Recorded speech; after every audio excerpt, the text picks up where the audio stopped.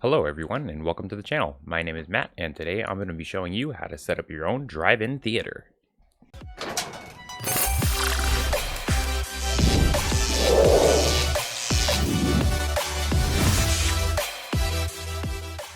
So setting up your own drive-in theater seems like it's going to be a huge project, but it's actually pretty easy once you have all the equipment that you need. And I'm going to show you exactly what you need and how to set it up, and it's going to make it so much easier.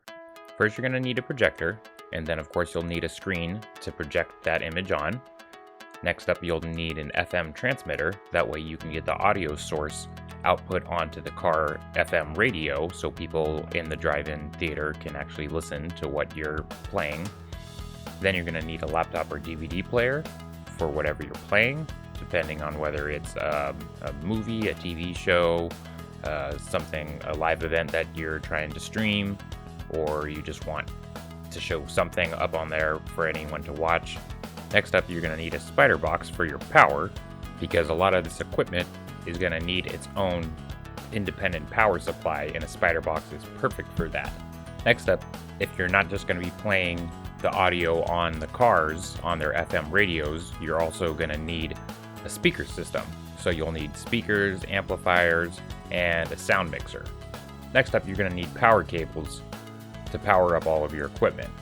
Then you're going to need video cables, whether it be an HDMI or DVI, depending on your laptop or how you're outputting, or if you're just using a DVD player, you're going to need a composite cable.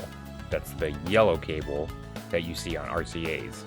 And then for your audio cables, you're going to need either an RCA cable, you're going to need a 3.5 millimeter, like a headphone jack, that goes to an RCA cable, like a Y cable, male to male, or another headphone jack to 1/4 inch cable, male to male, another Y cable. So the way that we set this up was we got a spider box and we used an Edison cable coming from the power supply that we had out in the parking lot, and we ran it to the spider box.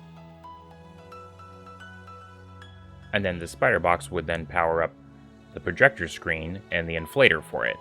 And then we also had 2 other Edison cables that ran directly to the projector, which is very important because the projector is going to definitely need its own power source, and another Edison cable going to our mixer and amp rack.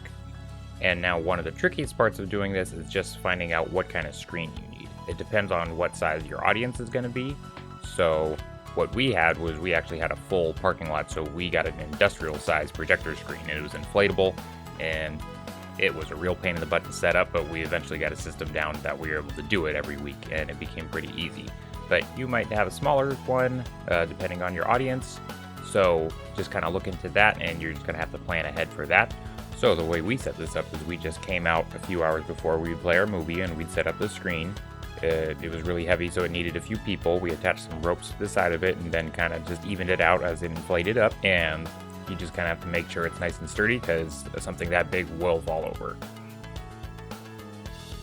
After we set up the projector screen, then we would set up our amp rack, and that contained our sound mixer, and this also had our FM transmitter and basically all the essentials that you need to control everything from here. And I'm going to go over each part of that in about just a minute. So this looks really complicated, but it really isn't. We would just basically set up each component. So we would get the FM transmitter, take it out, we would power up the amplifiers, we would get all the connections that we needed audio-wise plugged into the mixer, we would get all the cables we needed, we would just plug everything in and make sure everything's working. So the projector that we used was an industrial grade projector. It's a theater projector, the LC-XT3 model, and this projector can output 10,000 lumens, so it's pretty bright. And on the side here you can see that it has multiple input ports. The one that we were using is the DVI input. You also have multiple inputs, so if you need full RGB color, you can go that route, or if you're just using composite video, you can plug that in as well. On the side here, there's also a bunch of audio, but we're not going to be worrying about outputting the audio from the projector since the source we're playing is going to be coming from a DVD player or a laptop. You're going to have to find out what your laptop has. Most laptops have HDMI outputs, and depending on the projector that you use, it might have an HDMI input, but the projector that we had only had a DVI input. So I got a HDMI to DVI cable. So it has HDMI on one end and a DVI on the other end.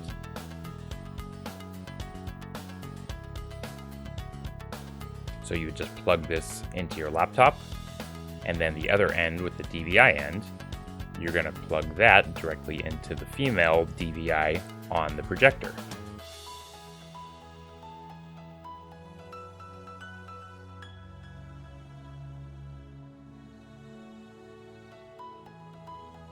And since this is the first input on this projector, this would be input 1. So usually the projector knows, and it usually defaults to input 1 on its own.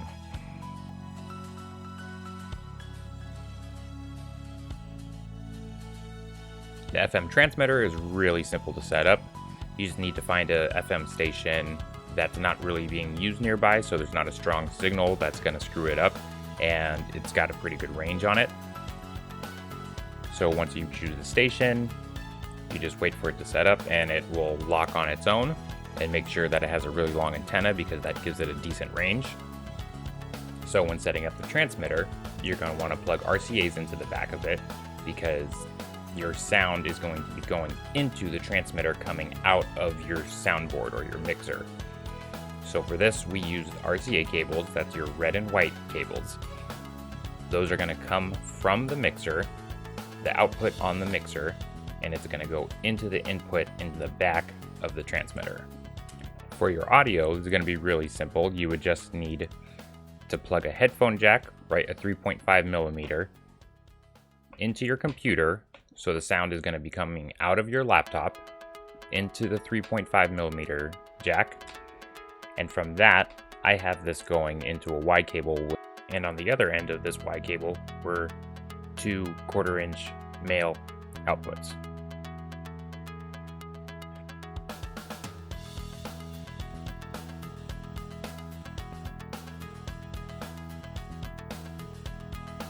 So I put together a quick map to try to make this look a little easier, and I'm no artist, but I tried to make it as detailed as possible. I labeled my video cables in yellow and my audio cables in red. So video is simple. You would just use DVI or HDMI cable, or in my case HDMI to DVI. That would come straight from your laptop and go directly into the projector. Now for your audio cables, you're going to use your 3.5 millimeter or headphone jack on your computer, and you're going to have that cable running from your laptop and going into the line in on the mixer. Then you're going to use RCA cables coming from the output, the direct output, and that is going to be going from the mixer into your FM transmitter. Then also you're going to have your main speaker cables, depending on the type of speakers you're using, and those are going to go out of the main output on the mixer, from the mixer into the speakers. One thing you're going to want to take in mind is if you're going to be doing this outside, you're going to have to wait until it gets dark, because you're not going to be able to compete with the sun, and what's coming off of the projector is not going to display on that screen until after the sun goes down. And because of this makes it really difficult to test out your image on the screen when you can't see anything. So a neat little trick that I came up with for this was I went into Photoshop, or you can even do this in MS Paint, and I created a graphic that just had a blue rectangle going around the edges of the screen. So when I made it full screen, that's what would be displaying from the projector. So I would put that up, and then I would just keep waiting as the sun went down, and eventually I could start seeing the blue. That would let me move it up into the spot that it needed to be, so I could adjust where the projector needed to be exactly so that the image would fit the screen. Then, once you're all set up, all you have to do is sit back and relax and wait for the sun to go down. And once the sun goes down, just hit play and go ahead and watch your movie. So, I hope you all enjoyed this video, and if you found the information useful and you liked it, please give this video a like. And if you want to see more content like this, then please subscribe to my channel. I would really appreciate it. And if there's any other questions or any other things about the setting up your theater that I didn't go over in this video, then please feel free to leave it in the comments and ask me, and I'll get back to you.